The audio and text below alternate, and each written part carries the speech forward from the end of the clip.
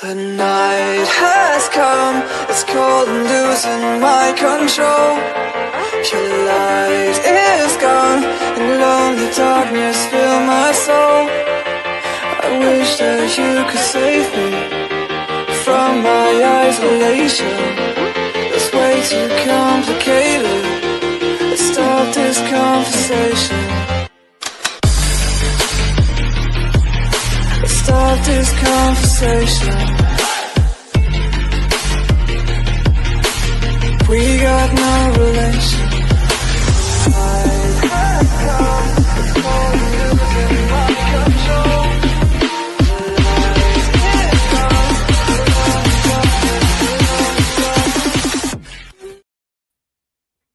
Good evening, and if you're just tuning in and watching or listening, you are listening to UFO Paranormal and United Public Radio Network, and this is the Angel Rock.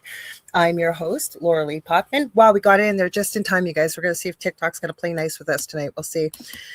You know, it's still loading. Let's see. Oh, no, it didn't do it. Give me a sec, guys. I don't know why it decided to do this, but let's see. Give me 1 sec here.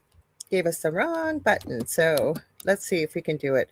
Doesn't give me much time, and I got to do it after I go live on StreamYard here. Well, we'll play with it after. It says we're live, so hopefully we are.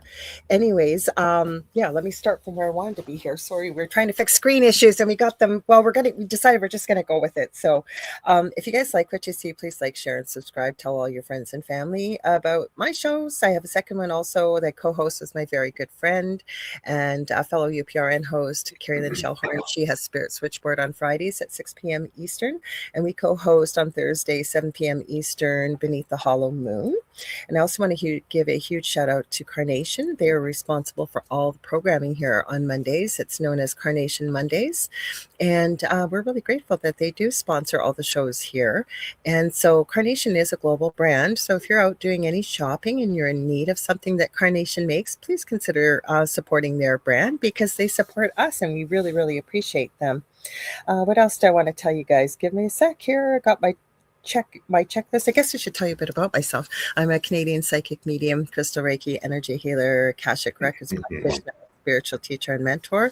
I'm also a registered nurse, animal communicator, well-versed in near-death experiences, having had one as a toddler myself and studied them professionally and personally for over 40 years, as well as I'm extremely well-versed in the paranormal. I always said I didn't go looking for it. It's found us, including my whole life, but most of us that are in this field, it seems to be that way. We did share some of our story on the Travel Channel's Paranormal Survivor. So if you ever want to watch it, you can find it on YouTube, Netflix, all over the place. And it's in season 4, episode 9, called Demonic Hauntings. What else do I want to tell you guys here? Oh, we do have a website. It's www.uprntalkradio.com. It is getting revamped, and there's going to be a chat room, I hear, as well as potentially a new merch store, which will be exciting, because this network does broadcast to every country in the world, believe it or not. We've been around for 25 plus years. I should say 26, probably. I've been saying 25 for the last year. And but 80% of our audience is listening only. So if you are listening live and you're thinking, hey, I want to join the conversation, I want to ask a question, who are they talking to? I'm going to tell you quickly how to join us if you're just listening. You can join under my name, Lorilei Potvin, or The Angel Rock on Facebook, my main profile. I'm streaming on LinkedIn. I'm also on my YouTube channel under The Angel Rock with Lorilei Potvin. And we are streaming to my TikTok under the same name as well. For the network, we are streaming to our main YouTube channel, which is UFO Paranormal and United Public Radio Network. Also, we are streaming on Twitch under the same name. And I'm borrowing the owner of our network's Rumble, because he has many more people over there than I do, Joe Montaldo. So I'm going to give him a huge shout out, because he broadcasts from his space where he lives. It's absolutely beautiful in New Orleans. And yeah, that's how we have this network going. So he lets me borrow the Jojo Mon account. So just to let you know, you can join in there as well. Also, if you want to watch us on TV, you can. The network does have its own TV channel. It's on Roku. And how you're going to find that. Hi, Michelle Wilfong. I want to give you a quick shout out very quickly soon. um, how you can find us is go to the channel store. You're going to go to the search bar and type in UFO space P as in paranormal. There's a drop down list. We're about the third or fourth one down, and you're looking for UFO paranormal and United Public Radio. So we have a fan fave here tonight. I'm going to read his bio and say a quick hello, and then we'll say hi to everybody in the chat. And get ready, guys. This is going to be a fun conversation. It always is with our guest tonight. So we have Tom Dongo. He's recognized as a world authority and one of the United States of America's leading authorities on UFOs, paranormal occurrences, remote viewing, and over the course of many years, been a key lecturer at numerous U.S. national and international conferences, including the International UFO Congress. He studied at the Berkeley International Pyschic Institute in Santa Cruz, California, and has spent the last 30 years in the greater Sedona, Arizona area, which is known as one of the premier, multitask here, and I can't, known as one of the premier UFO hotspots of the world. He is also a writer of mainstream magazine articles and the author of 8 books on the paranormal, including The Mysteries of Sedona, The New Age Frontier, The Alien Tide, and it's in brackets, it's Mysteries of Sedona, Book 2, The Quest, then another one, The Quest, 26 who have answered the call to Sedona Peak of their spiritual quests and experiences.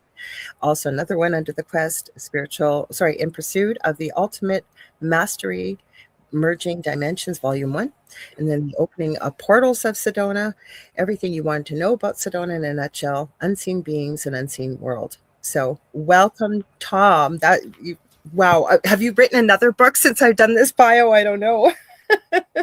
No, I've got literary agents that want me to write 3 books, and I'm going to be 81 years old in a couple of days. So happy birthday! Yeah, well, I just don't have the energy to do another book, but they want at any rate, they want me to do 3 books, and I'm just if I was younger, I'd probably do it, but I can't. So you don't look 81, but hold that thought. Let's say hi to everybody that's popped in here. Thanks for your patience, guys. Like I said, we were trying to kind of straighten out a few screen issues, and we just said the heck with it. We're going to go ahead and not keep you guys waiting. So first one here tonight, Z Sun Dragon says hi, Lorilei, and I call him by his Michael name, Kevin. We got Carrie Fast here saying hello. Then I have I posted to all our platforms so people knew we were coming. So it posts like 8 posts in a row in the comments here. So Julie Jean Bassett is here. She says, hello, Lorilei, Tom, and everyone. I also want to give Julie a shout out because she actually connected me to Tom. I think she had met you when she took a trip to Sedona herself.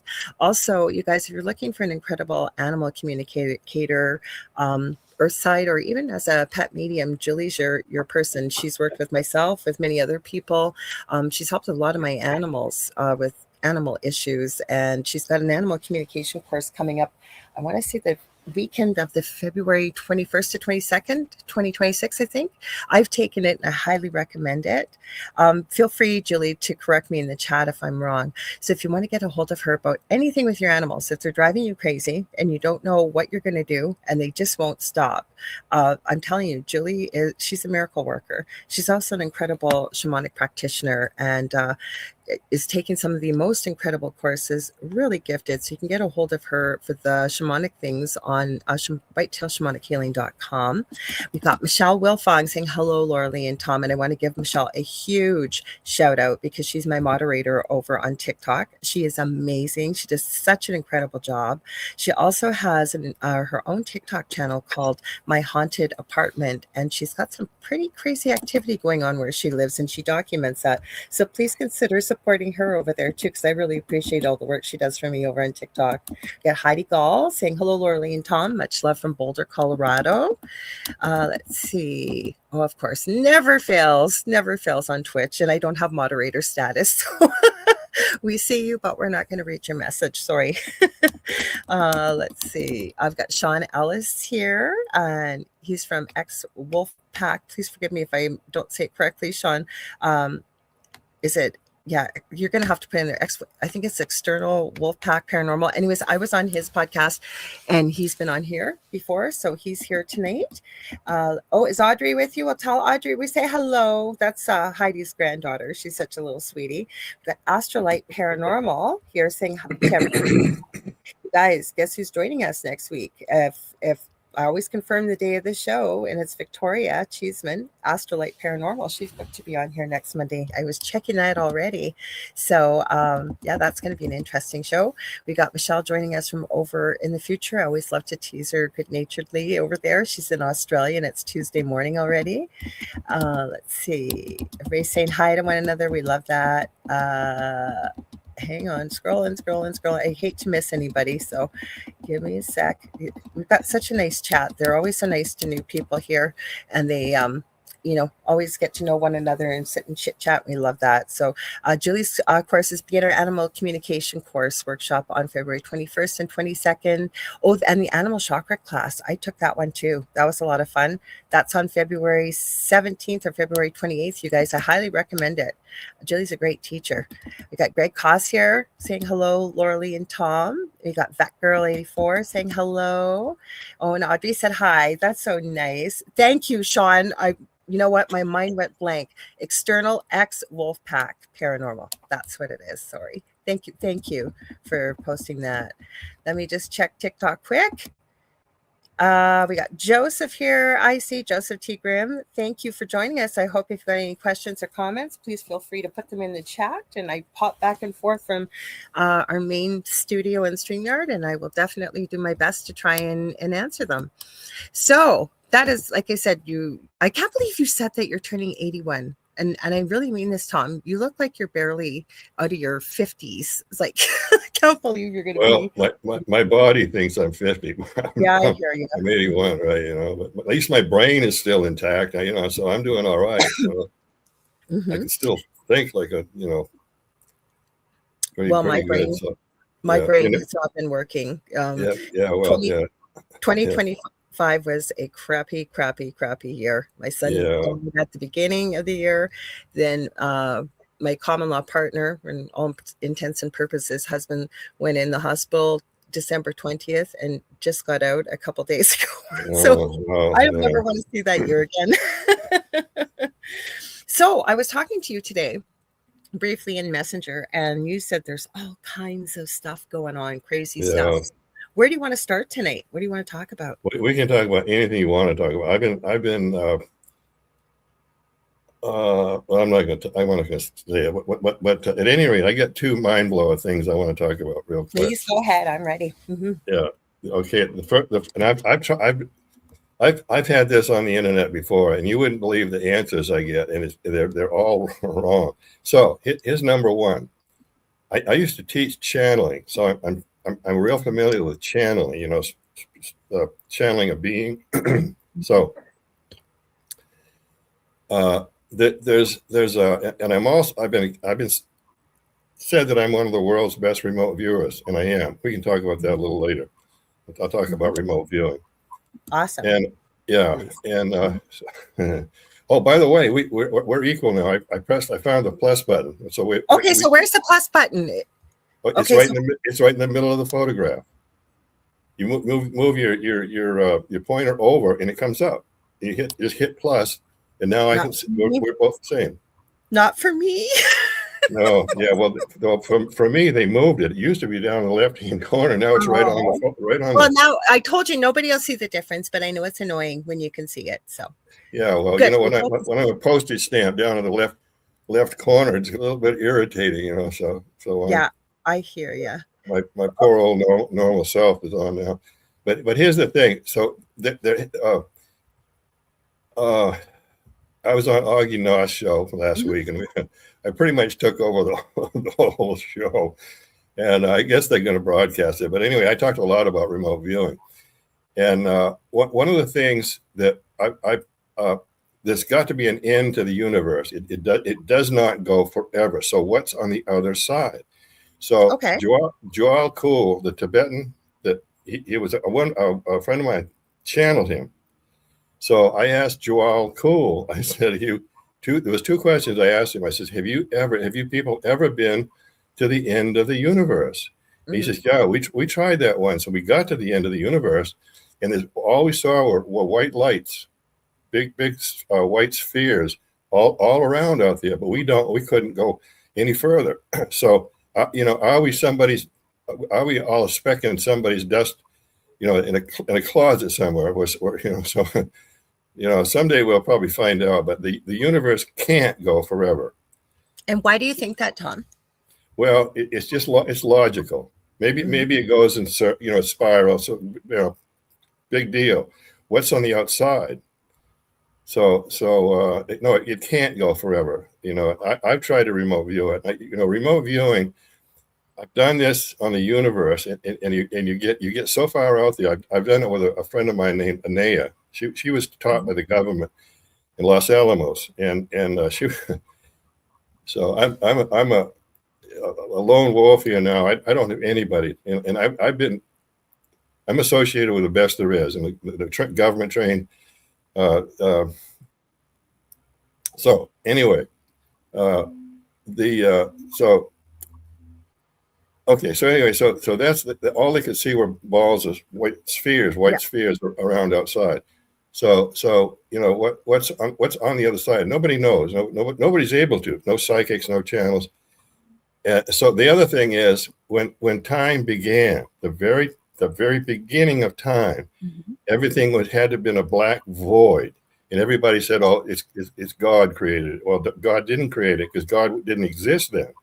So what created the black void in the very beginning of time? And Joel Kuhl said, "Well, we tried to relay back in time to get there, and none of us could reach it. So it'll stay a mystery." Something created nothing, but what created nothing? Okay, so I had a thought when you were saying the white spheres. What if, not just a what if, I don't know. Oh yeah, sure, yeah. What if that's like the entrance to the afterlife, whatever you want to call it, and you could still be alive? Would you be stopped at the entrance? Just a theory, just a thought, because that's the first time I've ever heard this. But do you want to take the risk? This is one of the things I do in remote viewing, and I was talking. I was on Augie Nash show a week ago, and I said, when you're a remote viewer, there's some things you don't touch. It scares you so bad you don't want to go any further. And I can name some examples because I've done it. Sure. You don't know what's going to happen to you. You really don't know because it's a danger. And I've McMonagle.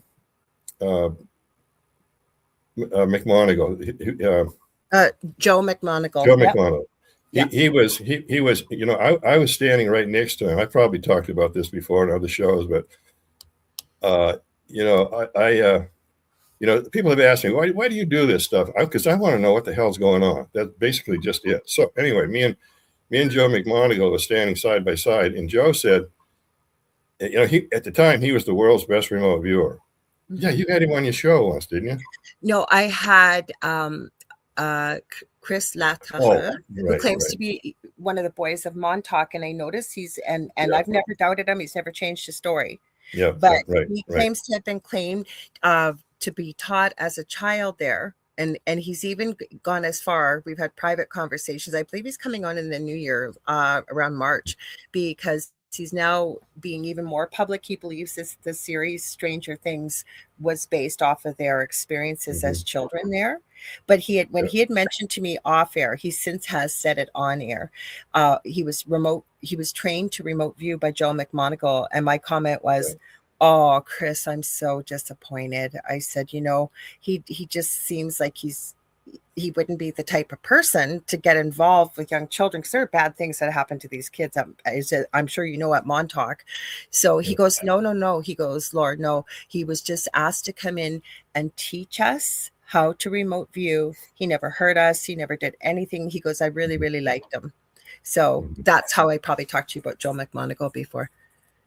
Yeah, I know. We talked about him. So anyway, he was standing right next to me. I used to go to all the UFO conferences, all of them, way back, and way back to Wendell Stevens and well, anyway, way back.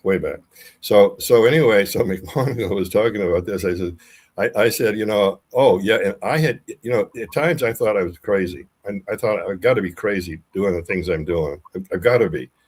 So I was going out in space. There's hundreds of alien crafts orbiting the Earth, and I don't let me forget.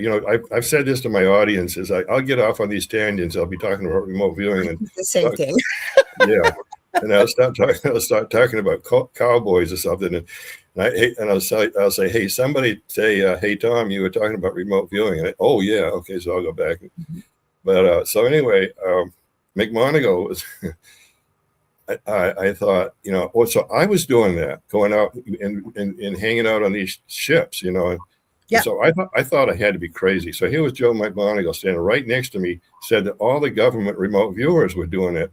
And I think, well, geez, I'm not crazy after all. No. So, but he went out there, and I'm thinking, oh, you, how could anybody, as experienced as you, do something that's stupid? So anyway, you come up to an alien spacecraft. I tried to teach this. I was on an audience. There was about 100 people in the audience. So I said, hey, I'll tell you guys what. I'm gonna do a instant remote viewing thing, and let's all try it. Let's just go out and find an alien spacecraft. So I taught them how to do it. Just go out. Don't think it's imagination, because it's probably not your imagination. So anyway, the faces on there's about 100 people there. About 20 of them was like this, So they really did see something. It scares the blazing. Okay, so how did you teach an audience of 100 when there's people that don't even know what remote viewing is? And I believe you. I'm hearing in our audience, they're thinking, how can we try this? How can we just, have a quick little glimpse into it, say if you don't know how to remote view? Well, this is one of the things Maureen St. Germain and I taught. She's world famous, for books. And we taught remote viewing for 2 years, and some of the times we were very successful, because she taught the military version, coordinates and all that stuff, and I don't believe in it. I just don't. It's very staunch. Yeah. She would joke that, and Tom's going to teach the Tom Dongo method. So Maureen taught the military method, and I taught the Tom Dongo method. It was pretty good. We did all right. Anyway, so I know about remote viewing, and I've been called one of the best in the world. Now I'm really believing that I really am, because the stuff I've done. You talked about it on the last show when you were on. Yeah. You had talked about, if I remember correctly, about you, because you had talked about a friend that you ended up picking up. I think that he got a brand new red truck, and you were talking to people about imagining a place to go to, and every day you visit it, you notice what's all around. And well, okay, don't let me forget what I was talking about, going out to space. So anyway, I try to teach this to millions. I've been on shows with 8 or 9 or 10 million listeners, and they've given me time to teach it. There are people that charge up to $5,000 a person. But so I gave it away free. So I would take the time to. Remote viewing is actually very simple, but there's something, the wiring in some people's mind just can't accept it. Like that's what I've been running into. Because for me, it's simple, and I combine psychics. I've had, I was at the Berkeley Psychic Institute, and so they taught me psychic stuff. I'm a natural psychic. I do amazing stuff. So I combined psychics with remote viewing.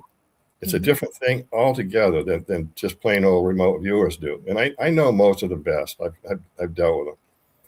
The Ingo Swan, Russell Targ guys,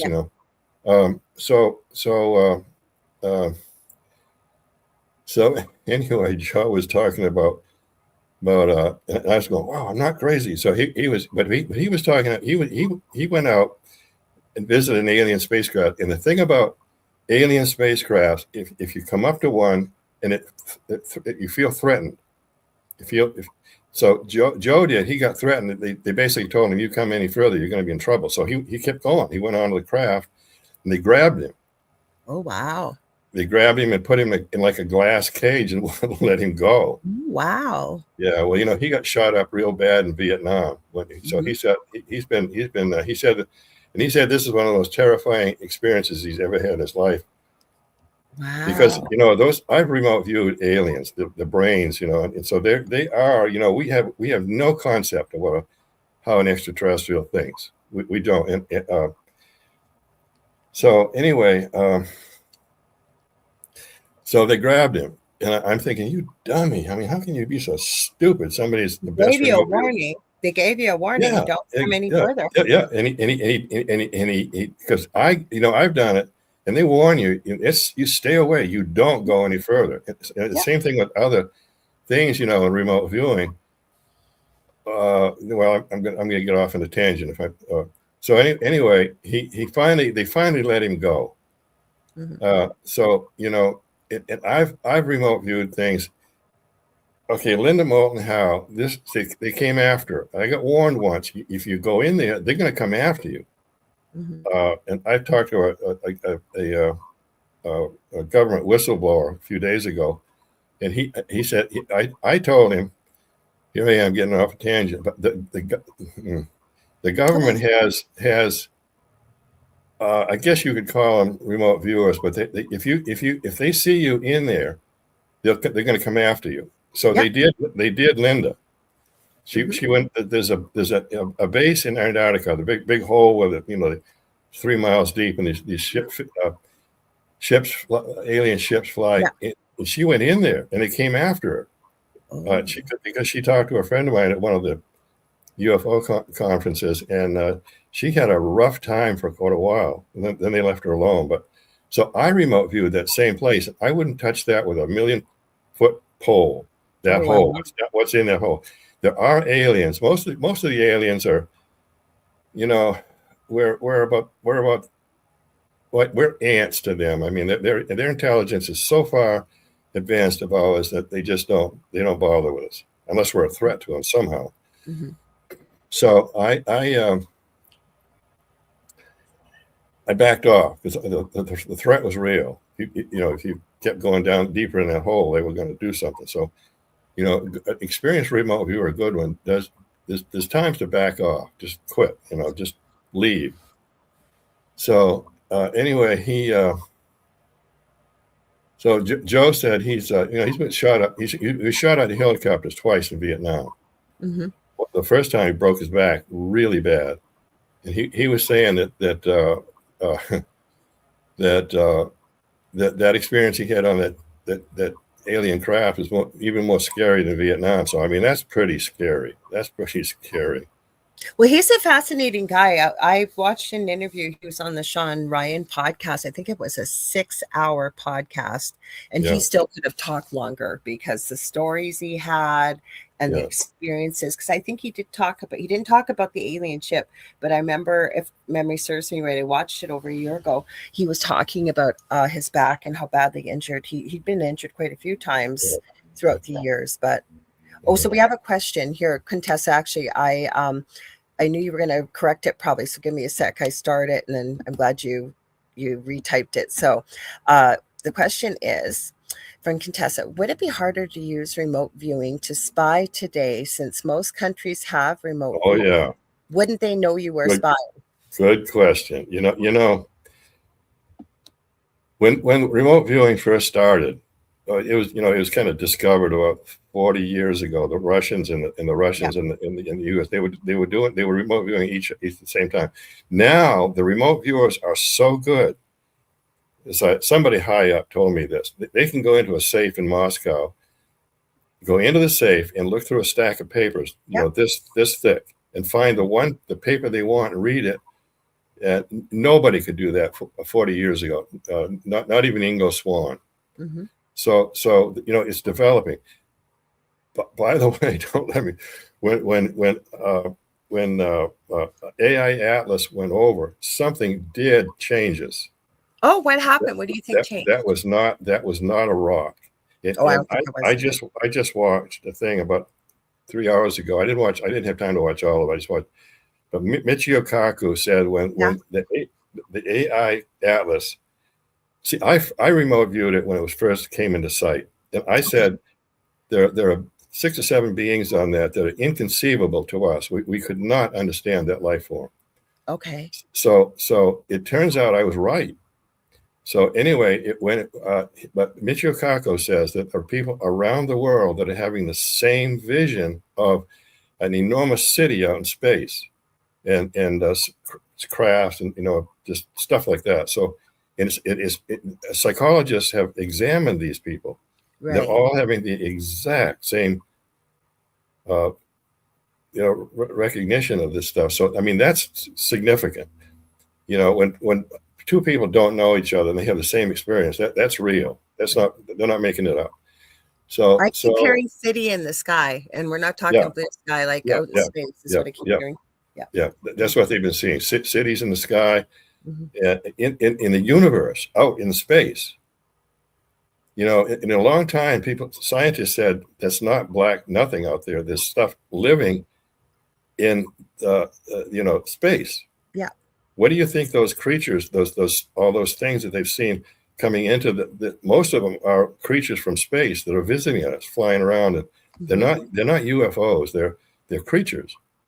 And when that thing out there, one of the anyway, it was towing the 17-mile long thing out there, whatever it was, and it broke. So all these things about 5 miles wide came looking at this thing. They're flying all around it. A lot of this is back in the days you couldn't fit. Now it's all artificial intelligence. The fake crap that's going on right now with artificial intelligence. They've said that artificial intelligence has now surpassed our intelligence. They've been afraid. Yeah, absolutely. Yeah. And then with the quantum computers, and I've been following quantum because that's supposed to be the next big thing with AI and computers. I've been following this now for about 10 years. And, from what I've seen, they don't exactly know when they send what these quantum computers are connecting to, where that information is coming. And it makes our computers of today look like play typewriters, basically. So it's so funny because I was going to ask you about AI. That popped in my head about 10 minutes ago. Well, Kevin, go ahead. Yeah, go ahead, sweetie. Go ahead. Kevin wanted to share, and he's in Eastern Canada. He says, I've recently seen mountains at furthest skyline point. Then they faded away. We also have a question too. So that's interesting that he says is right at the skyline and then fading away. I don't know. Well, you know about me and the Bradshaw Ranch. I'm world famous for the Bradshaw Ranch. Sure are. Mm-hmm. So we learn things, and it's still going on. The Bradshaw Ranch, and here I go off my tangent again. But the Bradshaw Ranch it's abandoned now. It's a ruin. That's unfortunate. Yeah, and it's owned by the U.S. government. Of course. And the U.S. government has devices. I've got pictures. Somebody took pictures of a friend of mine. They put there's a camera. It's focused at the Bradshaw Ranch and straight to the ranch, and there's another one that's put straight up. So what? And a friend of mine said that he interviewed somebody, and the guy was in the military. He said those are very expensive intelligence cameras. Yeah, very expensive. So and there's a cable. It's about where's the camera? About this big going into the ground. So what is in the ground? So if it's abandoned, why the expensive cameras? And like you said, why in the ground? Yeah, exactly. And some of this stuff, I'm afraid of what they know. Some of it, I got into a long conversation today about a thing or a person, and I said, I don't want to know. I'm not going to remote view it because I don't want to know so anyway, because I can get an inkling of what it is, and I don't want to know. So anyway, because if they can come after you, and You snoop around too much, and they can come after you. So We anyway, have a couple questions for you, actually. So yeah. Contessa is also asking, great questions, by the way, always, guys. You guys always ask the best questions. When you are remote viewing, can you now use a shield to protect or hide yourself so no one can detect you? Oh, that's a good question. Yes It and is? no. There's yes and no. There's Awesome. if you know somebody's remote viewing you or other things, somebody brought up at one of the shows I was on.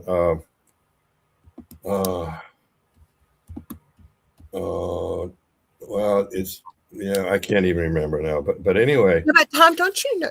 Okay, so I can remote view too. I'm nowhere near as efficient as you are, but you kind of know, like you get kind of a feeling. But some people, if they're really accomplished, they can in and get out before you know it. But you just know if you're tuned in, it just doesn't feel right. Like I get this feeling on my back, like someone's watching me if they're popping in.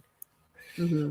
Yeah, well, we understand. There was something I watched the other day. I get bombarded with stuff from people all over. So some of it I carefully listen, watch, or whatever. But we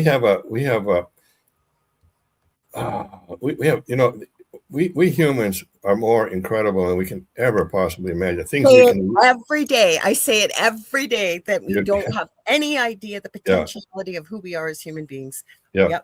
Yeah, because I've seen it. I know how powerful we are, but we don't know, and we don't use it. Probably 1,000 years ago, everybody was a healer. They can heal everybody, and they were all remote viewers. But the thing about remote viewing is, if on these shows, I've tried to teach millions of people free how to remote view, and I'll talk about it in a second. But they if people could see what I see, you couldn't comprehend it. I mean, I see things that even good remote. I mean, I know a friend of mine. He's one of the original government remote viewers, and he can't keep up with me at all. He's one of the Ingo Swann, Russell Targ trained, and so he can't keep up with me. So but they where was I going with this? Well, we got some questions anyways. We're probably gonna go all over. So I see, Greg, you're asking, I hope I can get a replay, Laura. Of course you can get a replay. Anybody can. It's being recorded live on Facebook right now, as well as YouTube. You can find it on my YouTube channel, the network's YouTube channel. Then Joe, usually takes about a week or so, the owner of the network, Joe Montaldo, he will download the shows and upload them to the server. And then all of our shows can be found on anywhere where talk radio or podcasts are carried, but you definitely can ask for that. So there was another good question here, so just hang on.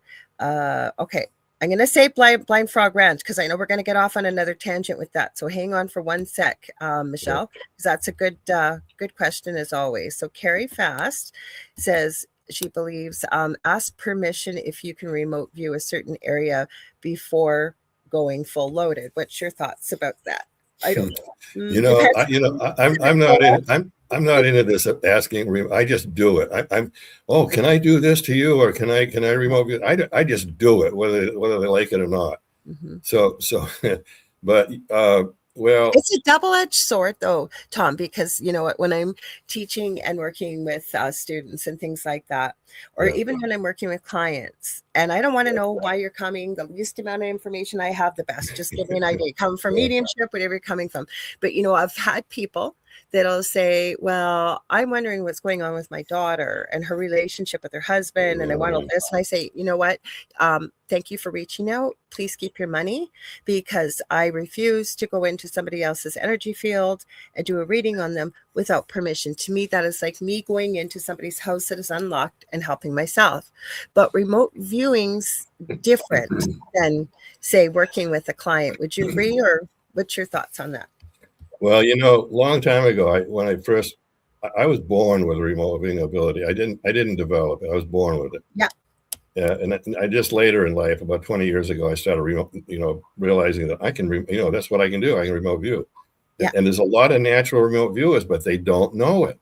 I talked to people, with a woman not too long ago. She says, "No, you're an awesome remote viewer. You don't realize this." So anyway, there are also, so they just don't. What was I talking about? Where was I going with that? Oh yeah, no, I forgot what I was talking about. It's okay. We're going all over because people, I was looking at the comments because people are commenting and they're still talking about, you kind of know when someone is remote viewing you. No, but I'm going to say, you guys, I truly believe if you've got somebody that's very, very, very, very highly trained and accomplished, and they can do it quite quickly and get in and out, I wouldn't always know. Would you, Tom, if someone was, really highly trained and in and out? Yeah. Well, I'll tell a story I told Augie the other day. I was one time, I can prove almost all of this stuff. I'm not making it up. I mean, I've done it so many times. I used to get debunkers and skeptics and disbelievers. I used to get attacked constantly, but verbally attacked. Then you're over the hot spot when they attack you. Actually, I wanted to put this up. Hi, Benno from Oz. He says, "I love Tom's shirt." Yeah, well, I like to look cool. This is my show shirt. This is your show shirt. It's awesome. Yeah. Mm-hmm. So anyway, what was that? What was I going to say? I forgot. Well, people were talking. We were talking about like if somebody is really, really highly accomplished, like we were talking about how trained they are nowadays. You don't always know, right? Well, yeah. Okay, I'll get back to that. But I was I taught remote viewing just for the fun of it when I first realized I could do it. So you know why I stopped? I just canceled the whole thing. Because the wives wanted to spy on the husbands and the husbands wanted to spy on the wives. And I said, oh my goodness. Pee on this. So seriously, I'm serious. That's all I wanted to do. And I tell people now, you do that you remote view that harms somebody or negativity. It's gonna bite you in the butt. Yeah, it's going to come back on you because it does. Oh, I'll go back to the original remote viewers. I started talking about it. So the Russians were remote viewing the Americans were remote viewing the Russians. So they were dying of heart attacks and brain tumors when they tried to do something. And there's a word for it. Somebody I was on a show said, "Oh yeah, this is something." So intentional harm. This is the first. There's a book about 2 inches thick. It's in that I read it. Well, anyway, so you get feelings, if something's wrong. So this story. So I was at the airport in Sedona, and when I was taught at the Berkeley Psychic Institute, whenever we really close to somebody, there's a cord, and it looks like a rope goes from us to them. Yeah, you can cut them. You cut them with the scissors if you don't like the person. Yeah. So anyway, I got this. I stopped. I said, "Wait a minute, something's going on here." I felt kind of creepy. So I said, "Somebody's remote viewing me." So I found the cord, and I came into Budapest, Hungary, and I came into this room. I've done this often with other things. So I came into this room, and these two people, a man and a woman, all dressed in black. Their black hair, and they were hunched over like this. I could tell they were remote viewing me, and they realized I was there, and they both looked up like this and smiled. And I said, "Okay, well, I caught you." So they knew I. But in that, usually a person can't feel that they're being remote viewed. Because we have a question. So Lisa Martinello says, how would you know if someone is remote viewing us? And how do you know if you or someone else has that gift? Because I'm going to say, and I've seen this, please correct me if I'm wrong, Tom, anybody can be taught pretty well to remote view, right? You got to put the work in, and if you're not natural at it. But I think a lot of people are, and they don't realize that they're remote viewing. Well, like I say, I've tried to teach this to millions of people free. And so I taught this audience of 100 people, I said, just imagine, that you're going on an alien spacecraft. Just imagine it, because you may not. It may be for real. Little Johnny, 7 years old. Oh, you imagined that, Johnny. It didn't happen, so forget it. So that kills a kid's incentive right there, right? That's what happens to us with our intuitive abilities, I believe. Mm-hmm. Oh, often, yeah, often. So so anyway, getting back to remote viewing. Remote viewing is actually simple. From my context, you're projecting your subconscious to a place. Time and distance has no meaning. Time has no meaning. So just what I do, I go somewhere, and it's all out of focus, and I'll kind of stand there or whatever, and it's like focusing a camera, and it all comes into focus. And then I look, just to see what I want. I've talked to some of the best remote viewers, and they don't even understand what I'm talking about. So I must do something a little bit different. I don't know. Well, but you know what? I'm going to share something with you because I was part of a remote viewing group. I'd always wanted to do this, and I still do. But it wasn't quite the right fit to be able to use my gifts to help lost and missing children or children that are no longer alive. Yeah. And so I had sort of thought, well, maybe it's a bit of a course the way it was talked about. It wasn't, but I'll tell you guys what I do. You're going to relax yourself and make sure I'm grounded before. And I call in my team. I call them to assist me. But the one person, especially I knew could really help me, was my youngest son that had severe autism. He was 26 when he passed away a year ago, but he was very much like a child of 5 to 7. So I would get in a relaxed position, some deep breathing. Again, like I said, make sure I'm grounded. And then I would project, like you got to make something up for yourself if you're visual or however you are. But like I'm reaching up into, if you will, the universal consciousness and asking to kind of pull down. And then once I get into that state, then I could project to wherever I wanted to go. Like you said, you get that picture in your mind. And instead of telling yourself, I don't know if this will help people, but don't tell yourself, oh my God, I'm just imagining this. This can't be happening. How about you just give yourself permission to go with it and see what you see? But that's how, and it worked. So I don't know. Well, how about for you, Tom? Like you said, you project your consciousness. Yeah, it's actually, it's actually pretty simple. I mean, So I've taught the whole thing. I took 15 minutes on a 8 million people show, but I don't know because I never heard it back from them. There's no way they could get in touch with me, and I don't want anybody to. I guess I'm inundated as it is. So anyway.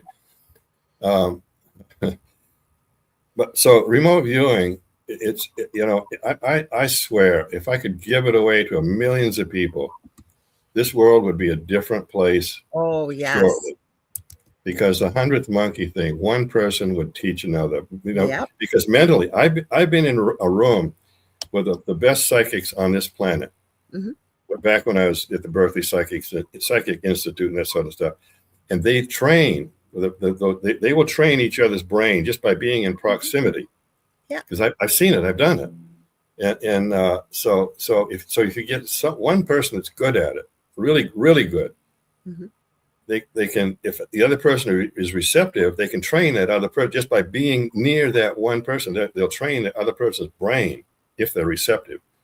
So, yeah, the same frequency, right? And the universal consciousness. Yeah. Because this makes me think of, she's been on the Angel Rock quite a few times, and she's a friend of mine, Sonia Roy, and she had me on her podcast last week. And what she's been trying to do with her once a month podcast is have people from all different walks of life that are doing this kind of work. But how do we get into it? How do we kind of access things and so on and so forth? So, some of the things you're talking about, I talked a little bit about on that show, as well as I truly believe every human being has the ability to be intuitive. And again, you hit the magic words there about 5-10 minutes ago. But when you start growing up and life starts happening, you start getting told there's no such things as imaginary friends. There's no such things as ghosts. You're getting too old for this. It was okay when you were a little child, but now you're getting too old for so where I'm going with this is, so I tend to like to look at it that it's kind of like you learned how to ride a bike when you were little, but now maybe you're older and you're giving the opportunity or you're feeling the calling to jump on that bike again. You got to maybe do a little bit of work and some practice and stuff, but I think people can get in touch with that intuitive side. I don't know. What's your thoughts on that? Well, it's it's here. I mean, it exists. We just have to use it, tap into it. Yeah. You know, and my friend Maureen Saint Germain, she's big into the Akashic records. I'm not. I do. But Yeah. Mm-hmm. yeah, but we can do it. Anybody can do it if they. I agree. That's what I said on that show, because she asked me what was the most influential course I'd ever taken. And I said, well, I said the teacher I had was great for the Akashic records, but I kept hearing this call to do it. And I said, very honestly, after I took the course, I went, holy crap, I've been doing this my whole life. So I didn't need to take the course. Yeah. Well, you know, I'm a lousy talker usually, but I'm a great listener. So, I mean, even if somebody's nuts, I mean, I've talked to people that are totally insane, but a lot of them are tapped into something that most of us aren't. I have that theory. As a nurse, I have that theory. And you can tell, say, if somebody is schizophrenic or having a psychotic. Oh, God, don't get me started on. No, but you can tell if they're really mentally ill. Or, and I've been saying this, like when people are hallucinating, are they really hallucinating, or is their consciousness maybe in a different dimension or something else that they're experiencing that the rest of us aren't seeing, hearing, feeling, whatever it may be? Mm-hmm. I believe that. Yeah, interesting. So anyway, I'll get back to remote viewing. There was something I was going to say. I'll remember it later. But I'm sorry. Just about possession. Listen to this. I have seen 2 women get possessed right in front of me. It's one of the scariest. It's one of the scariest experiences. Horrifying. It's horrifying. And I watched the woman because her eyes were, this close. And she was in a battle to get her body back. And this thing, and it was a dead human. I mean, the possession is by a dead human.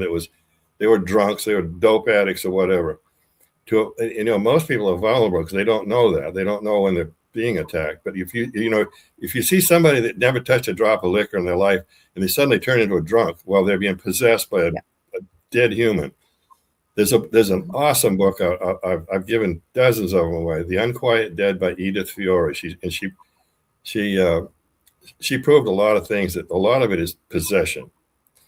So anyway, that's but getting back to viewing. So when I try to describe it to millions of people. Here's the example I use, because this is what I did. My friend, he's a psychologist. He wanted to find out how good I was. He lived in Durango, Colorado, and I lived in Sedona. So I would travel from Sedona to Durango, and he would test me. We put things up on the table and whatnot. And I could go there, and my body was there. I mean, it's a weird feeling. It really is. And I would go, and the animals could see me. And one time, that's the other part I missed. I believe all small children and animals can see. Yeah. Yes. Yeah. Especially little kids. Yeah. Well, anyway, so Tom had this little dog, and I would go to his house in Durango, and one time the dog ran up to me, and I got down on the grass looking him right in the eyes, and I said, "Well, you little bee, you can actually see me, can't you?" And he goes like this, So I said, I must have looked like a ghost. Somebody that's remote viewing must look like a ghost to a dog or something. And what's the difference? Sometimes, what's the difference between a remote viewer and a ghost? I've done a lot of ghost stuff in the past, so but have you ever gone paranormal investigating or whatever, right? And so I'm really big on treating those that are no longer with us with respect versus what you sometimes see on TV. But I've seen it. Now, I haven't personally experienced, but I've seen it numerous times where someone will walk in and say, well, you're dead, and they'll have like a spirit box or something, and the person will come back on the other side and say, you're dead. So what are we really seeing? Or when you see residual hauntings, and where there used to be a doorway in this crumbly old building, and the person just walks through the wall. Now that's a different thing versus, say, an intelligent haunting where someone walks through the wall. But when you go back to the plans of the building, maybe it was a beautiful old Victorian house and there was a whole dining room or sitting room or something there. But then you start to wonder, what are they seeing versus what we see, right? Yeah. Mm-hmm. So you never know. Well, I could probably still do it, but I could talk to ghosts. In fact, okay, I got endless stories. How much time do we have left anyway? Where are we at? We got about 50 minutes. We do have one more question before we jump into ghosts. Plus, Michelle wanted to ask you some stuff about Blind Frog Ranch. You see why I said I could have you on every month practically, and we'd never run out of things to talk about. No. Contessa wants to know, why would we need to learn remote viewing per se? What would be the purpose of it? You know what the big thing is? You can tell who's lying. I mean, there's an awful lot of liars these days. They're frauds, they're fakers. I mean, I ran into it. For whatever reason, they some of these people, well, they imagine that they're doing something, and after a while, they actually believe it. They create it, but they believe they're not doing it. I mean, I can say something about that, but it's a fantasy. Oh God, I don't want to get onto this. The Ash Tower Command. Don't let me start talking about the Ash Tower Command. Okay, but this is what Carrie added, because she said that with remote viewing, she uses it for healing work with people she works with. But she said, lately I've been remote viewing and projecting into some galactic meetings. Very good stuff to report from the heavens. I am so excited. Well, there's infinite things going on around us that we should have more knowledge of. I mean, we are surrounded by creatures. Okay, so you said this before, and we got off on another topic. What do you mean by creatures? Tell us more, please. Well, they can see us, but we can't see them. But what do they? So what do they feel like? What do they look like then? Well, that's when I was at the Bradshaw Ranch. Linda Bradshaw, she died 4 years ago. But Linda and I, we were the portal. That portal. I mean, we had camera crews from everywhere in the world out there every week. And I got real tired of being interviewed. With all the lights up and the camera. So anyway, we could and I really don't. People start talking about demons and all that crap. We could feel them. The portal was about 20 feet by 30 feet. It was a big round portal just south of the ranch, and it existed. I don't think it's still there. But these things would come out. These interdimensional things would come out. People used to think I was nuts when I talked about this, but now nobody thinks I'm nuts. But so these things are. Tom, I had an experience with something in my previous home, and it said it was a demon. And this dream happened 17, 18 years ago. Well, I'm just going to tell you what happened. And all heck broke loose in my previous home. I was forced to be Roman Catholic. I always say from the womb, I got forced to go to church, forced to go to Catholic school, whatever. I say I'm a retired Catholic now. I could not find this name I was given and the spelling or anything like that. And I was helping actually somebody that I saw basically in front of me get possessed. And before it had happened, they'd asked me, they said I had a dream and this name kept coming through. Did I know much about it? And I said, well, I don't usually work in that arena with darker type things, but let me have a look. 5 years later, found the exact name, the exact spelling, and even the sigil, the animal form it had given me in the dream, everything. Now, am I saying it's a demon? I don't know. It wasn't nice, whatever it was, but I'd never heard this name before, never heard the spelling before. So how did I find that 5 years later on a page? I wasn't looking for it. Oh, don't let me forget what I was talking about. I'm going to finish remote viewing, telling people how to do it. Okay. Oh geez, what were we just talking about? When we talk, Tom, we get like this because there's just so much to talk about. Yeah, there's no end to it. Yeah. Mm-hmm. So, where was I going with that? I forgot. The creatures. You were talking about the creatures. The creatures. Oh yeah, okay. The portal. So we could feel these things, and I said this on a show one time, and I'm going, oh. So there's a smell of roses in the middle of the winter. Roses, strong roses. So they say, oh, angels, and I'm saying, well, not necessarily. And I just thought that, not necessarily. Yeah. So and burning sulfur and tar. I got to tell you a quick story about burning sulfur and tar. Okay. So they say, "Oh, demons." I go, "Oh, not necessarily." So I got to tell. So anyway, one night when Linda, Bob Bradshaw, Bob moved to Sedona in 1949, and he said the first paranormal stuff happened in 1922. Okay. In Sedona stuff. So anyway, so he, so I went into my van to we just used 35 millimeter camera, point and shoot. There's none of this digital stuff like there is now. So the next day it got very expensive. We had very small, limited amounts of money. So of course, yeah. Some of these outfits are financed with millions, like the Skinwalker Ranch. They're financed by millions. So anyway, we would develop the negatives the next day and see what was on them. 35 millimeter. You couldn't hoax any of that stuff like happens today. Most of the stuff is a hoax these days, because of all this fake stuff they can do. So I still feel bad about this. I will forever. But I went into my van and I something came in with me. I could feel it, and it smelled like burning tar and sulfur. So I'm going, I'm reloading my camera. And Linda and I found out that these things that were around us can control time. They can manipulate time. Oh yeah. Yeah. So we got in the habit of, on a 35 millimeter camera, we got in the habit of putting our thumb over the red light, because we found out these things were looking over our shoulder and saw where the red light went, and they just move out of the way. So we started putting our thumb over the red light and then taking pictures just anywhere, down back. So anyway, I'm sitting there I still feel bad about this even today, because I think I killed something.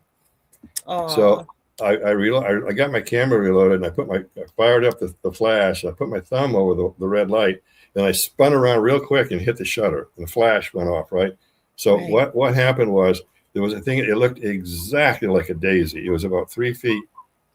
I mean, exactly like a daisy. And it just wilted, like it died. I mean, it just to nothing.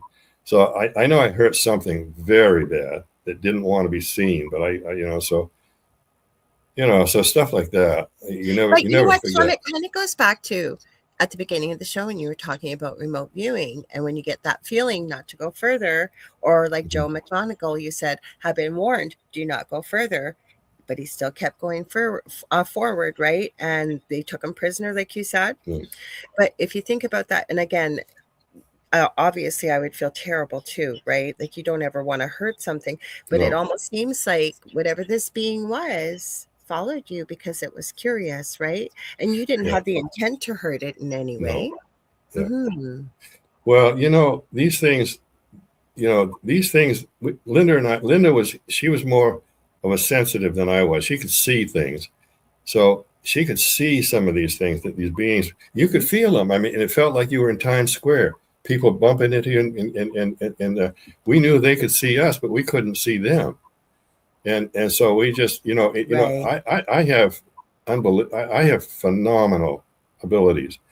I've talked about this a lot, but the University of California, Berkeley, wanted me to come there for 2 weeks and study me. And this is the truth. I can prove it. Yeah. Because I do such strange things. So I like remote viewing. So I turned them down because I found out it was going to be hypnosis almost all the time, and they wanted to find out about extraterrestrials. So I turned them down. I didn't do it. But the University of California, Berkeley. That place. There's real smart people that go to the University of California, Berkeley. So. I have so many questions for you between just what we've talked about, but the one I want to ask you is, okay, so you believe there was a portal at Bradshaw Ranch, sorry, I almost said Blind Frog, and I believe you, but why do you think like, who do you think opened that portal? Where did it come from? Like you said, it seemed like the activity started in 1922. Was it a world event that maybe activated the portal? Had it always been there? Like, what's your thoughts? Like, because portals, I know there are people that are capable of opening portals and closing them, including extraterrestrials. So, but we hear about these portals all over. I mean, and that's CERN aside of all of this, because we know CERN is doing stuff like that too. But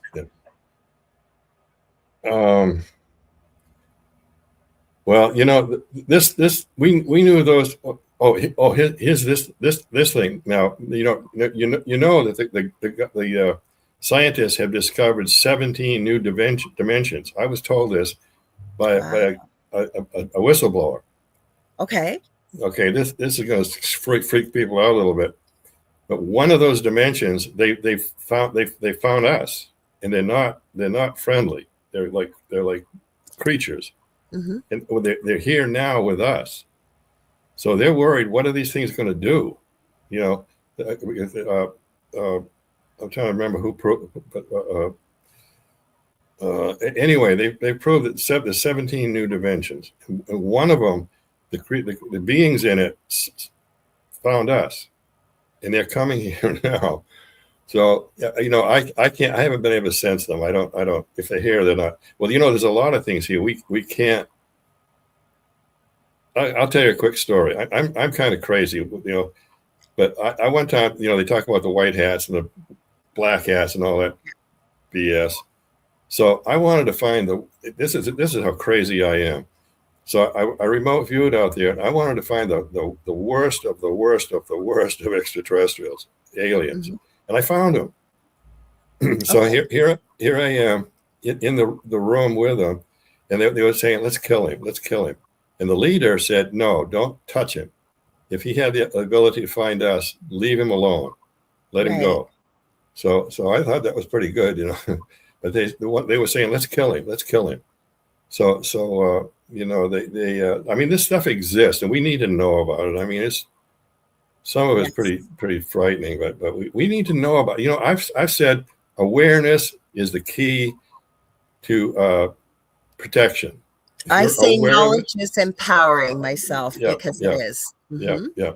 If you have the awareness and the intelligence, you know, people will say, how can I protect myself? Just be aware of it.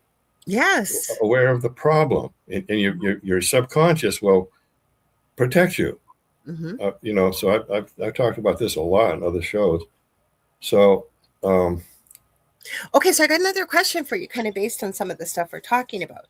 Why do you think all of a sudden it seems like in the last 10, I'll say last 2 decades, but especially in the last 10 to 15 years, we are hearing, and again, yes, I have to agree with you, a lot of it is fake, what I'm about to ask you, but some things aren't.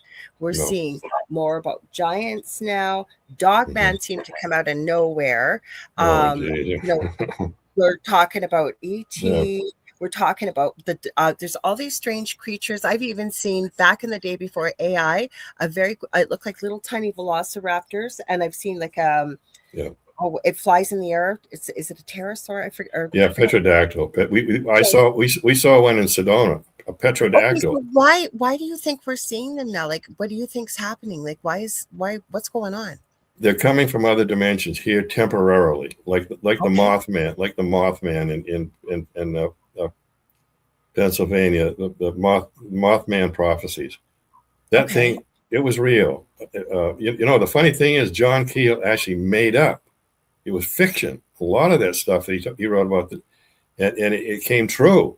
These people are actually having experiences that Keel wrote about. There was a show on the other day about John Keel and the Mothman prophecies, and they were actually having the experiences in I think it was Pennsylvania. But they were actually having what he wrote about was fiction, but they were actually experiencing that. So but that's the same as Slender Man, and I think even the Rake, paranormal, the Rake, they came from a website called Creepypasta, where people wrote these creepy stories. Now, was it out of their imagination, or were they tapping into maybe something from another dimension? Then more and more people talked about it. People started drawing them, and before you know it, now people are having physical experiences with these terrifying beings. Well, that's a new change. I mean, there's something going on, and I've challenged some remote viewers, and there's something going on, right? That we, well, the missing 411. What's his name? Anyway. Oh, David Politis, I think, or something, isn't it? Something like that. Yeah. Yeah. So anyway, so I can, oh, geez, some of this stuff is scary even for me. I don't know. But anyway, David Politis, yeah, the missing 411. If anybody hasn't seen that, the missing 411, it's on YouTube free. Yeah, it's scary. It's scary. There are your documentaries on there too. Yeah, right. Yeah. Oh, Bradshaw, right. Yeah. Yeah. Well, yeah. Oh, yeah. Yeah. So what do you think with the missing 411 or 411? Well, here's the thing. We need to know about this. I was on, my understanding goes just so far, but we have to be trained to be as powerful as we are and we can be. So anyway, the missing 411. There was. I've been able to. Well, I don't know if I should talk about some of this other stuff that I know. But anyway, I was able to. There was a guy who was a hunter, and he disappeared.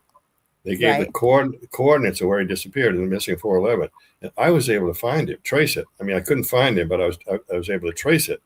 Right. And I think I talked about this on Coast to Coast. And they said, well, I don't really, rather you wouldn't talk about that, but I did anyway. I said, no, I'm gonna. So anyway, I tracked him. Okay. And I was on a show, and somebody said, "Did you go up or did you go down?" Good question. I went up fast up. Okay. So I was trailing this guy's where he disappeared, right?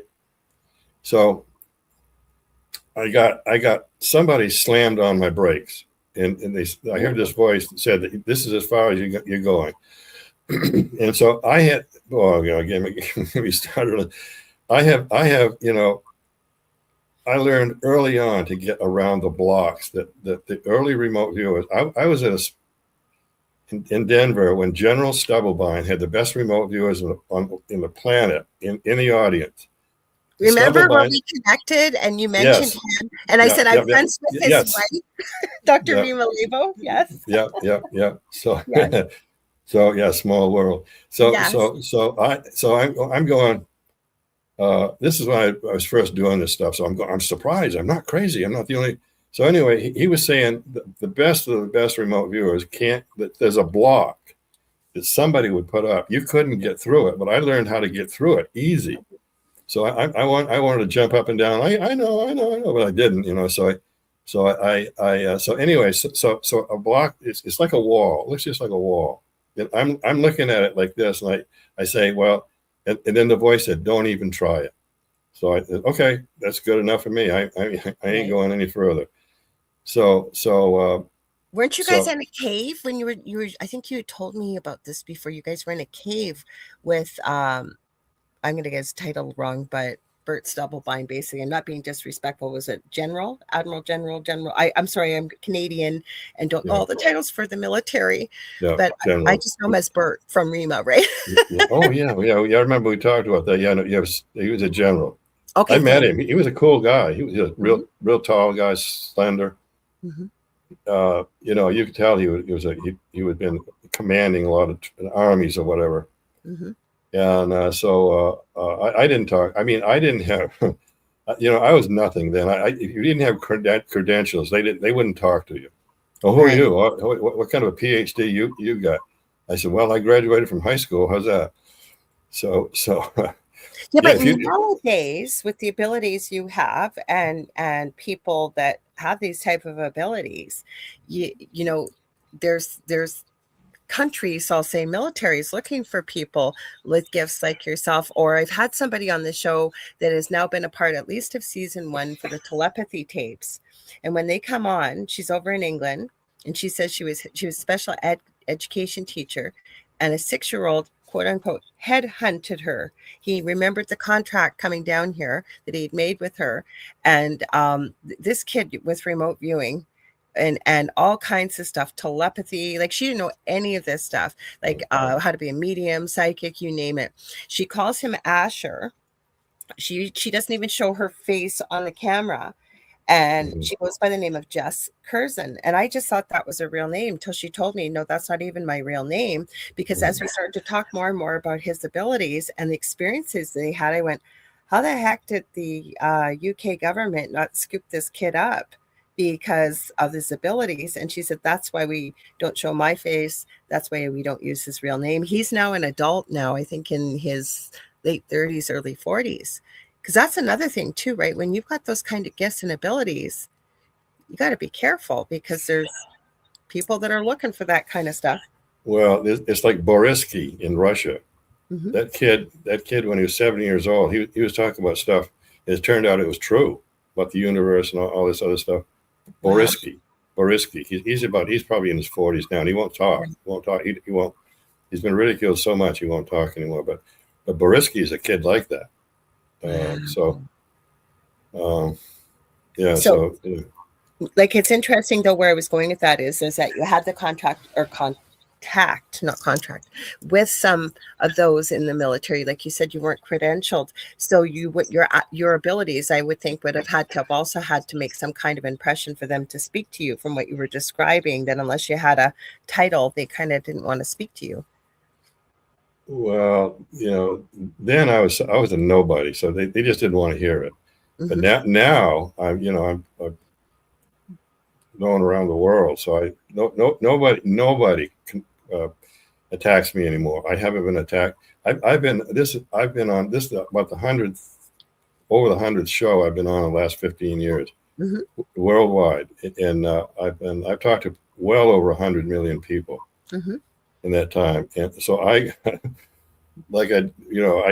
talk about stuff like this. I wouldn't have dared this stuff. I talk about this stuff now, but I wouldn't have dared to talk about some of the stuff I know 10 years ago because the ridicule. I mean, I've been ridiculed in national magazines. Poker. Oh, I'm sorry. Fate. Yeah.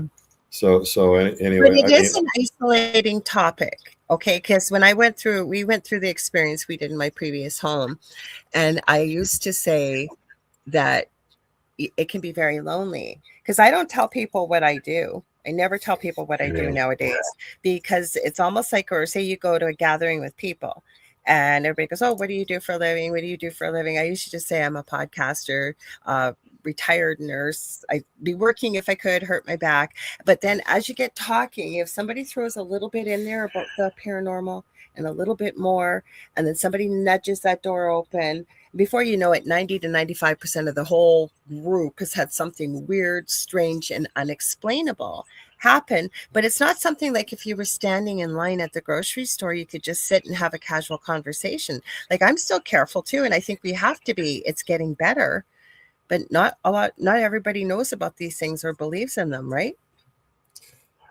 Well, the average normal person, I never talk to because they don't have any idea what I'm talking to. I get this oh sure look on their face, so I don't bother. Skeptics, I won't. Huh? Yeah, it's not worth it because you know what, Sammy, I think you were going to say skeptics. You know what? You don't have to waste. You got nothing to prove to them. No, not anymore. I used to. Try to convince a skeptic. I won't spend 3 seconds doing it now.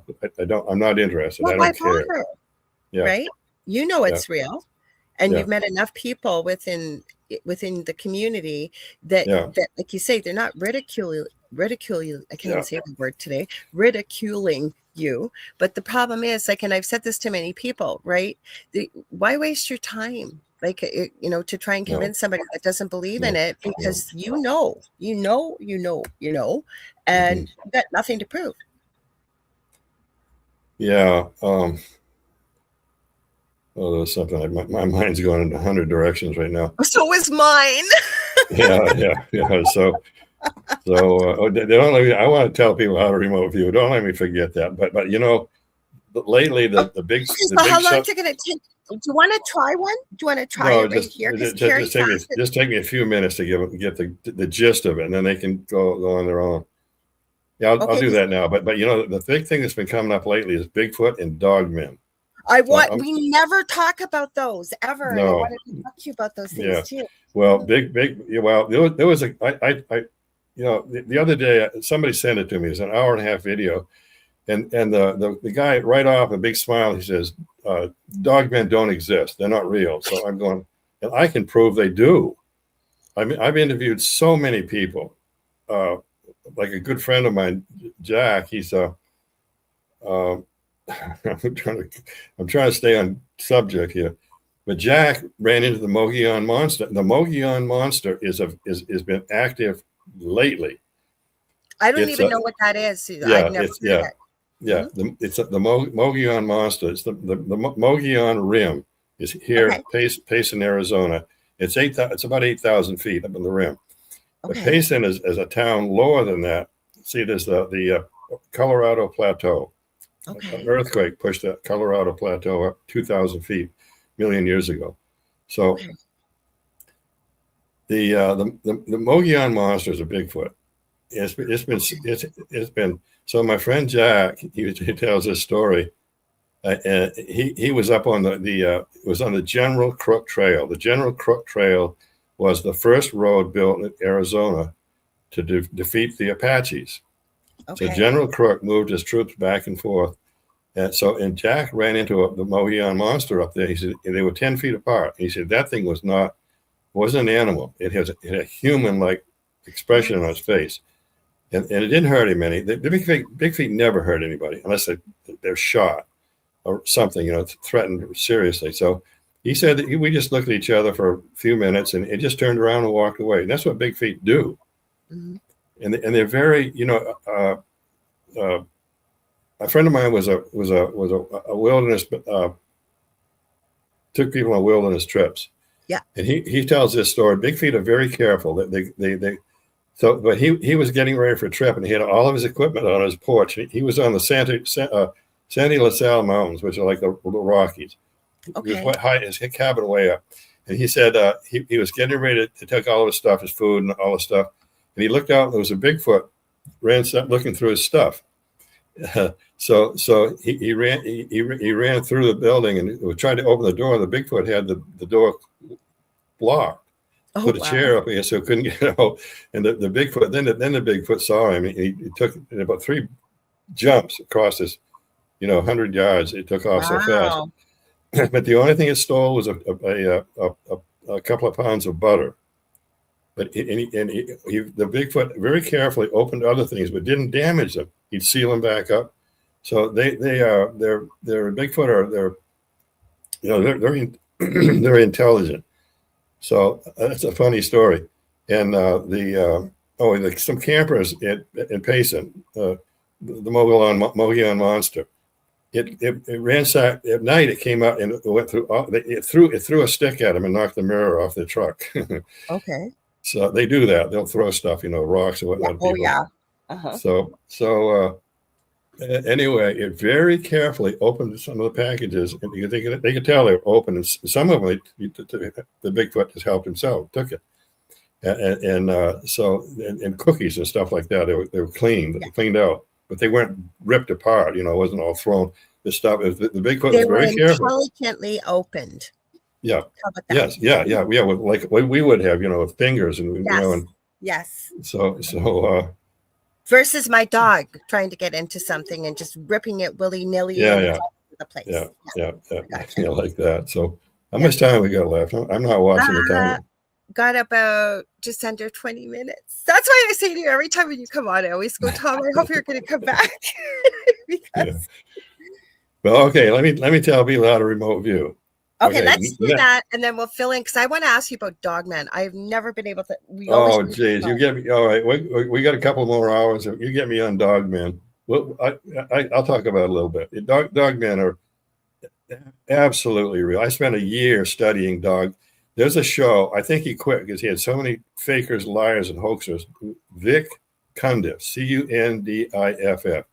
Oh, I've Every heard of week, him. every week he had a new show of a first-person witness that encountered a dog man. I know that's where, and he would allow them to tell their story. Yeah, and he, yeah, I've listened to that. Yeah, okay, go ahead. Well, I spent a year listening to him, and some of those stories will scare the bejabbers out of you. I mean, I know about half a dozen, and a dog man can get like 16 feet tall. The biggest one they found dead on a highway in Texas, and the absolute worst dog men are in Texas, and all the way up through the Mississippi Valley to Canada. Right. And they're cunning, they're clever, and they love to scare the pants off humans. But it's rare that a dog man has killed a human. In the rare times that it has, the U.S. military, U.S. shows up with machine guns and electronic gear and runs into the woods. So, and they can a dog man can outrun anything. There's a guy watched him chasing. That's what I had heard, because we weren't planning to. We were going to talk about Appalachian creatures and stuff like that. But I showed this video of a woman claiming, I think it was some kind of creature that was showing up on her porch. And people were asking, the whole audience. We ended up talking, Carrie Lynn and I, quite a bit about dogmen. And I had said that in my research, and of course I haven't researched them like you have, but I said I have ever since it started with Detroit, Michigan, and you started hearing more and more, like it was quite a few years ago. And I've never heard of people saying they've been injured. And exactly what you said, love to scare the living bejesus out of people, chase them maybe, but I've rarely heard of anybody ever losing their life. Yeah, it's happened 2 or 3 times. Entire family was killed in Arkansas. Oh, and the kids were hanging in the trees, and the guy had a big Winnebago, and the stupid mistake he made, the Bigfoot was outside. I mean, I can tell stories like this. I've got many of them, but anyway, the big mistake the guy made was he had a 12-gauge shotgun. He stepped out of the Winnebago, and he was looking ahead of him, but the dog man was in front, was coming around, and it got him. They never found the husband and wife, but they found the kids hanging up in the trees. So it's rare. I mean, they can kill humans, and they're absolutely real. Yeah. Oh yeah. Where do they come from? Where do they come from? That's what I want to know. Well, they've always been here, but people just don't want to talk about it. They don't want to believe it. Okay. And they do things that are paranormal. I mean, scary paranormal. A dog man. Yeah. So, and I'll say one of the biggest ones, and a crew. If this is true, maybe it isn't. I don't know. But this is back when everything was fake. Now everything is fake. But this construction crew, they were in a truck that was 17 feet long, and there was a dead dog man it was Central Texas on the road, and a Bigfoot killed it. That's my opinion. But the dog man was stretched out, was exactly the same length as the truck, 16 feet. No way. Are you serious? Yeah. And it doesn't sound like a hoax story. It just sounds like, that probably really happened. But the dog, I never told you about this quickly. My audience has heard it. In my previous home, the experiences we had in there are insane. And one night I was talking to a friend, and she lived on the West Coast, so she was 3 hours behind me, and it was a Saturday night. And as women talk, she's going, "Oh, I love the color of your hair." My hair wasn't purple then. And she goes, "What color did you use?" And I said, "Oh, well, the box is in the garbage. I'll step outside." And it's about 2 a.m. my time. And as I'm going out, I look across the street. It's about 10 feet away in my old house. We didn't have a huge roadway from one side to the other. And I'm going, "Oh my God. Oh my God." And I'm turning the phone going, "Can you see this?" The most massive whitish silver looking wolf. Like, I'm not kidding, but it was almost translucent, and it was walking really, really slowly, and it stopped and it turned to look at me like this. And its eyes were like, the only thing I can say is like flaming aqua. And I am just mesmerized. And my friend is going, what are you talking about? No, I can't see it. I can't see it. Get back in the house. Get back in the house. Get back in the house. She kept saying, going, no, just hang on. I got to watch this. So it's walking, crosses intersecting street. As it gets by the telephone pole, it disappears. And she's yelling at me, get in the house. And so I finally get in there. And then my eldest son was still awake. And he goes, Mom, what the heck were you doing out there? And I go, why? He goes, he didn't know I'd gone outside. He goes, what the heck was snarling and growling? And she had said the same thing. She could hear it, but I couldn't. I have no idea where this thing came from. Mm-hmm. Well, that thing was something ultra paranormal. It wasn't a dogman. There's things I know like that wasn't a dogman. I was thinking size is what I meant, because I've never heard of a dogman that size before. No, and they're all brown or black. Well, dogman's eyes. I just interviewed two women just a short while ago. Dogman was seen here in Sedona. Wow. Eyewitness, and one was 2:00 in the afternoon, and she knew what dogmen were. And it crossed right in front of her car at 2:00 in the afternoon. And then the other one it was staring at her into her bedroom, and they have red or orange glowing eyes. Thank you for that. That's what I said. That's how you know, red or orange glowing, or that's what people say. Yeah. Mm-hmm. And Bigfoot don't. Bigfoot's eyes don't. Well, they do when you shine a flashlight at it, but the dogman's eyes glow. And she was. It was looking at her through a big glass bedroom window at her. Their tracking abilities are uncanny. Like you said, these women, I guess, probably seen it not on their property, did they? Because I've heard stories of that. They could be out way past where their house is supposed to be. Maybe they're at a shopping, or camping, and then they go back, into the city to their home. And I've heard people talk about stories, and they always know because by the eyes, these glowing, the red or orange eyes. Mm-hmm. Well, the other day I was talking about some guy. This was on police radio. The guy called on his cell phone and said, he said Bigfoot, but through his small windows there was glowing eyes looking at him once in a while. And I said that's dogman. So they tipped his trailer over. He lived in the boonies in Arkansas or somewhere. Wow. Yeah, and he didn't have a gun or anything, or I think he might have had a little dog. But at any rate. So, a lot of people say, oh, that's BS, So, but they had the police radios, they had the recordings of this guy screaming, and the police were coming from 2 counties to get to this guy. Oh, wow. He lived so far off in the boonies, they were trying to figure out where his road was. So, stuff like this is not hoax. I mean, not then, not now. It could easily be hoax, artificial intelligence. So, tipped his trailer over. It was on the side, and they were pounding on it, trying to rip one of the doors off. And did they get there to save him? Did they get there to save him? It didn't. I don't know how it came out. Oh, he said, oh, here they come. Here comes the police cars. That was the end of it. I don't know what happened after that. You posted a video a couple weeks ago that we saw, because I think we showed it on our show, Carrie Lynn and I, or we were talking about it, and you commented that it was a picture of a dogman, and it was upright. It was yeah. Mm-hmm. Oh, did I get harassed over that? It was fake, but I said, well, that's what a dogman looks like. It was just the hips, But you didn't say it was real in the post. You said haven't basically ascertained if this is AI or not. But I remember the post, and you said, but this is what a dogman looks like. Yeah. The hips. But boy, did I get attacked by debunkers. I hate debunkers. I hate them. So do I. Mm-hmm. You weren't asking for their opinion. You were sharing. No. Yeah. That's it. Just, yeah. And it was interesting because dogmen are, many have been seen, so I don't even, well, that was miserable. Well, we got about 7 minutes. Should we teach everybody how to remote? Yeah. So anyway, what I do is I teach people, wherever you are. I say, if you grew up in some farm in Kansas and you're in New York, go to your farm in Kansas and just imagine that you're there and keep doing it. And sooner or later, the red truck thing you're talking about, that's what I did. I went to this guy. I said, "What's the red truck in your yard?"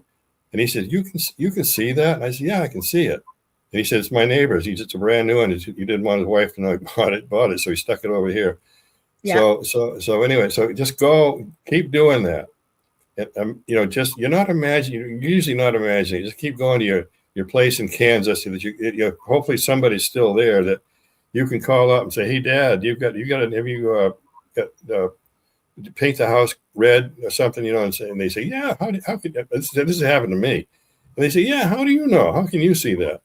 So they just keep doing that. After a while, and this is the freaky part. If you get good at it and you really believe you're doing it, you will be there. I could talk for the next half hour about Tom O'Donnell, my psychologist friend, what we did at his place in Durango. But you will actually be there. Then you'll know you're not imagining it. You're really there, looking around. And I said, look around. Is it snowing? Is it raining? Is it hot? Is it cold? Is the grass green? And look. Just look until that's remote viewing. And you'll get better and better and better at it. Then you can just travel. And you check in with your senses, and because that's what I would do. Like I told you when I was working with there was a whole bunch of us from all around the world trying to find lost and missing children, right? Oh, and boy, so yeah. part of that would be once I would connect my consciousness, and I would see where the target was, because we know, like we were actually looking at a lot of those.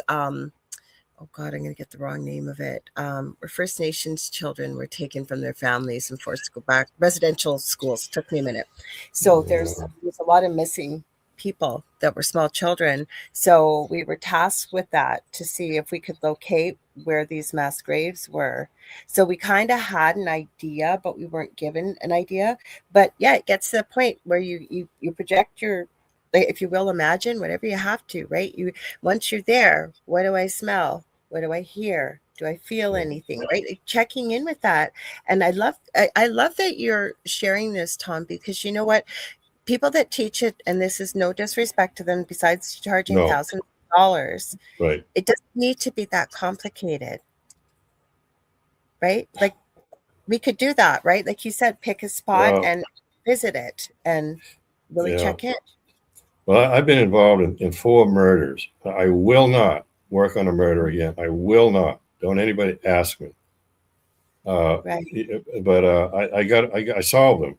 3 of them I solved, and I'm not doing it again. It's the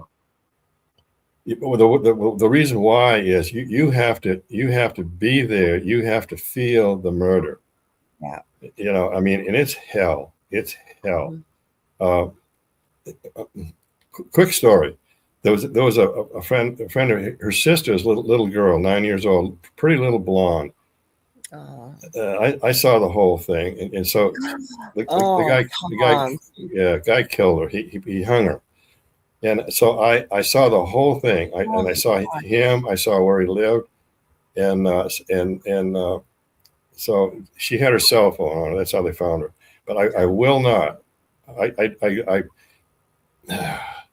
So I tracked the guy down psychically, and I did something to him, and because he was getting ready to kill another little girl in a playground. Yeah, so I kind of did something to the guy.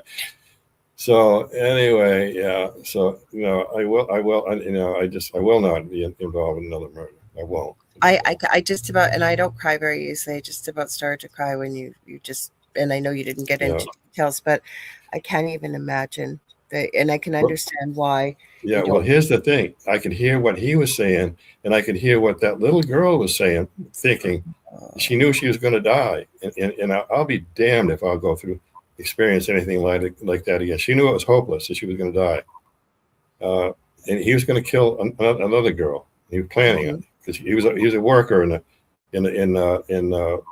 town, and he was basically a yard worker. Yard worker guy, in the rakes and So and I described him perfectly. I know I didn't go to the police. I am not going to get involved with police. Because how do you go, right? like Yeah. what you try and prove that you saw this. And I have some friends that have even had visions of stuff that's coming, Yeah. and one of them could see through the eyes of a killer actually, and was Yeah. really describing things. She knew what he looked like, but how do you go to the police to prove that you're not involved, right? Well, you get lawyers get involved, you'll be jammed up for years. I mean, so I will not get involved in it anyway, not anyway. But it's you know what? I love you dearly. We don't have yeah. much more time, but please, will you come back on, please? Because next time we'll check in with everybody about the remote viewing, but also then we can really get into anything else you'd love to. Because every time I have you on, I've been looking, not that I don't look forward to my show, but I knew I was going to have so much fun tonight with you, because I always do. So what have you got coming up? How do people get a hold of you? Say they want to buy your books or anything? Yeah, my book. Yeah. Here's my bestseller, Merging Dimensions, but the Bradshaw Ranch. So well, everybody buy this one, Merging Dimensions. And so where do they get it? Amazon is my only distributor now. Okay. I have the other 8 books. One's out of print for good. The Unseen Beings is out of print for good. Oh no. Yeah. Yeah, the Amazon's my only distributor, and don't contact me. I'm overwhelmed. 81 years old. I'm overwhelmed as it is with stuff that I have to deal with. So I'm just too damned old. You don't look at that's the problem. So what I'm going to do is wish you happy early birthday. You guys, please. Everybody's saying what a great show, and I didn't get to see a lot of Michelle's comments. I was popping back and forth, but we were in depth. Yes, we didn't do our station ID. I'm sorry, but I was too in depth in the conversation. So I'm going to do it now. So if you were tuned in, you were listening to UFO Paranormal on United Public Radio Network. You can listen to us on 105.3 FM in the Gulf Coast in Mississippi, 107.7 FM out of the beautiful city of New Orleans. And this has been the Angel Rock, and I'm your host, Lorilei Potvin, and my amazing guest and friend Tom Dongo was on tonight. Don't go anywhere, you guys, because coming up next is Preston Dennett and Dolly Saffron with the Light Gate. Also, if you guys ever want to get a hold of me, you can get a hold of me on Facebook.com/The Angel Rock is the easiest. I am going to a domain name. I'm working on a whole bunch of stuff behind the scenes, and that's coming this year, I promise. I do psychic and mediumship readings. I do energy healing, crystal Reiki. I do teaching and mentoring. Or you can reach out to me on any social media platform. I'm on pretty well every platform you can think of. Next Monday, we have Astrolight Paranormal coming on, Victoria Cheeseman. So that's going to be a spooky conversation. And please don't forget to tune in on Thursday, 7 p.m. Eastern Standard Time here for Beneath the Hollow Moon. You know what? Thank you so much for coming on, Tom. I always love when you come on. Oh, namaste. Okay, you guys. Well, hang tight for Preston and Dolly, and we'll see you on Thursday. Oh, somebody put an intro on here. Hang on. We got to get rid of it. They're not going to be happy.